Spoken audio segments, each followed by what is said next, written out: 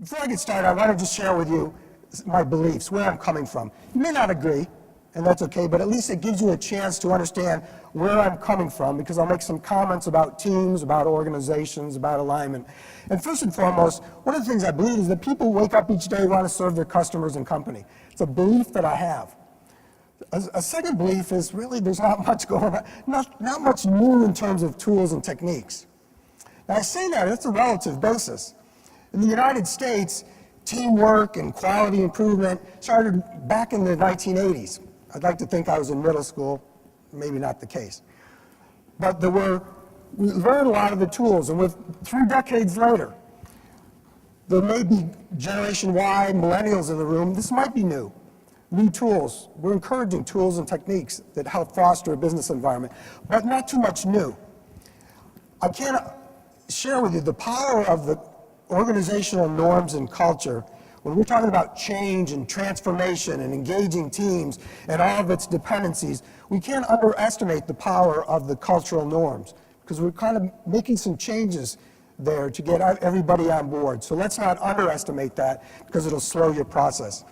Another piece is accurate, timely, and available data. Anybody got any data issues that you're working with?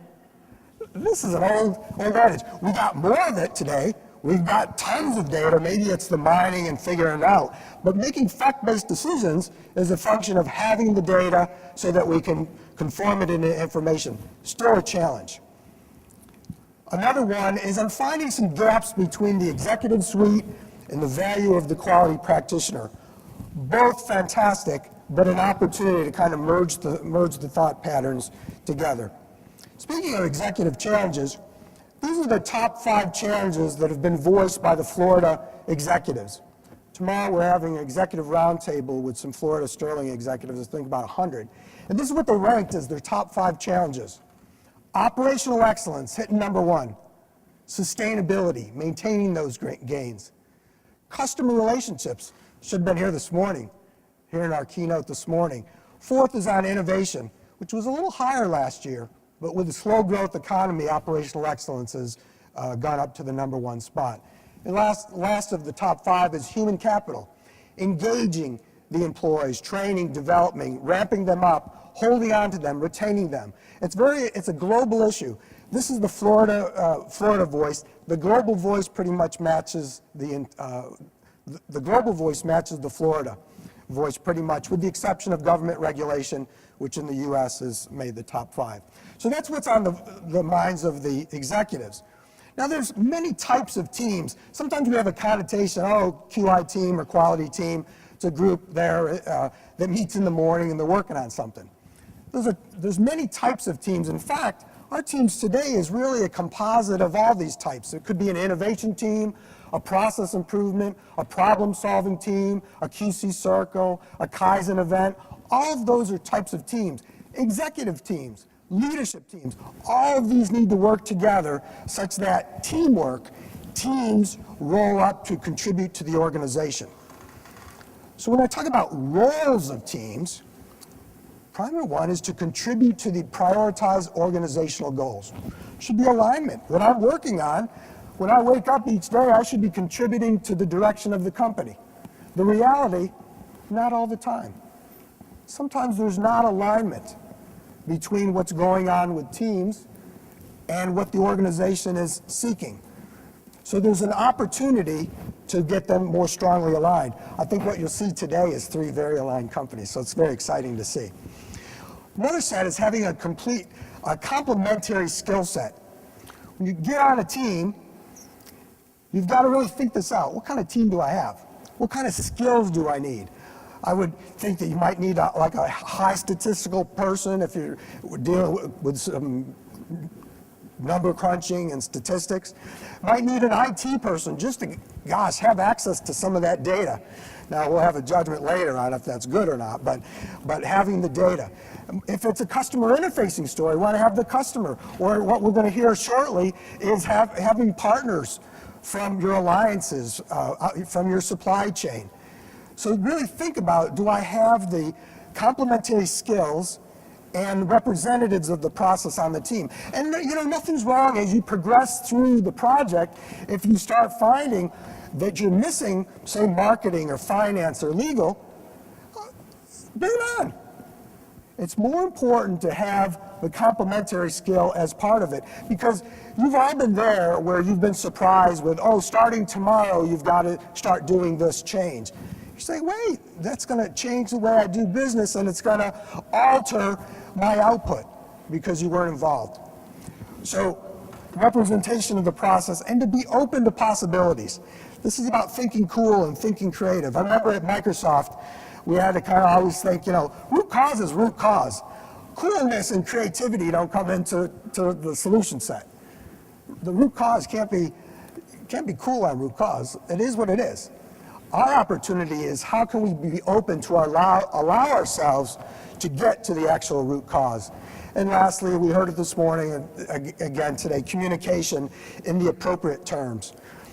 One thing I find is that often, because we're excited by the tools and techniques, as we should be, the executives might not be as familiar with those terms, and therefore is not as comfortable or understand the value of QFD and CTQs and Six Sigma and the lingo that goes with that. So the communication in appropriate terms is something that is important for the teams to consider. Today's tools and techniques, here's an array of tools that you're going to see in these three teams in highlight and summary form. You're going to hear reference to Lean and 5S and Six Sigma and cause and effect and histograms and process management. Here's some highlights. I want to just share with you some basic tools, because underneath, when you see a highlight of a tool, I just wanted to share for credit for these teams. There's a ton of work that goes underneath that, and we know that. Tons of hours, and you judges know that because you've had to go underneath it to really see that. I'll close with this, with charts, and we've all seen pie charts and bar charts. But when we talk about data and management by fact, just because a chart is in 3D color, that doesn't mean it's any good.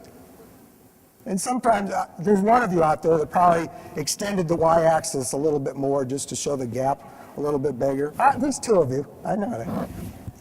So it's more than that, but a couple tools I want to just make sure that we're comfortable with for any new folks. Is the Pareto diagram, very important. It's a prioritization tool. It's often called 80-20. It kind of makes sense. Just as 80% of the impact is attributable to 20% of the contributing areas. These could be causes. So in this case, A and B, and pick up a little bit of C, that's what I want to put my attention on. Doesn't mean that D through infinity aren't good ideas or good solutions, but they just don't provide great returns. And we've got to be thoughtful about getting good returns on our investment. When you think about prioritization of projects, when you go through the business planning process, I believe employers offer some great ideas of how we can improve our business. They come with a laundry list, 100 long. Well, we can't do 100. We got to have a process by which to prioritize so that all our efforts are working on the highest priority issues. Another basic tool, if I were to pick one tool that I really wanted to be efficient and proficient in, it's the cause and effect. It looks pretty simple. It's also called the fishbone or Ishikawa or 5 whys or 9 whys. This, if you were to work on something, really work on it. Fantastic job. Let's give it up.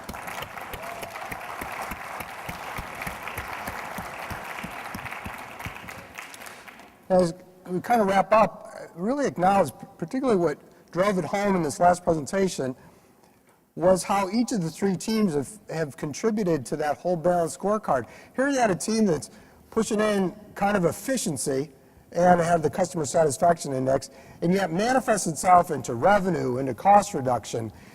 So it's not uncommon that working in one area floats up, and that looks really great on the scorecard. We have an employee engagement story from Fontainebleau that looked at the employees and yet translates up into the guest experience, which in a slow economic time is an opportunity for revenue and long-term growth. And on the city of Tallahassee, bingo, we got environmental stewardship, and what a fantastic job with all their alliances and having teamwork across the city and all their suppliers. So a fantastic job of the three. Just as a close, they shared lessons learned with us. If we could, there we go. I kind of put together some of the lessons learned that they summarized collectively. Talked about the value of a team project and a charter, and having clear goals, knowing where you're going. The importance of that stakeholder communication. We heard that from Tallahassee, and yet getting all the players involved, whether it be BMW with Mini or all the departments that Fontainebleau did to encourage that alignment, listening and learning. Saw a lot about process monitoring. We saw race chart in the last with roles and responsibilities and accountability, which was terrific. This is participative management. It's not top-down, it's engaging the employees, and we heard excitement from each of the teams, how being involved on a team changes how you think, how you get engaged with the organization, clearly knowing where you're going. And I know this was your lesson learned, motivating, exciting, and inspiring, but I think we turn that back to y'all because I think that's what you did for us, inspire us and motivate us to be part of teams. So we thank you.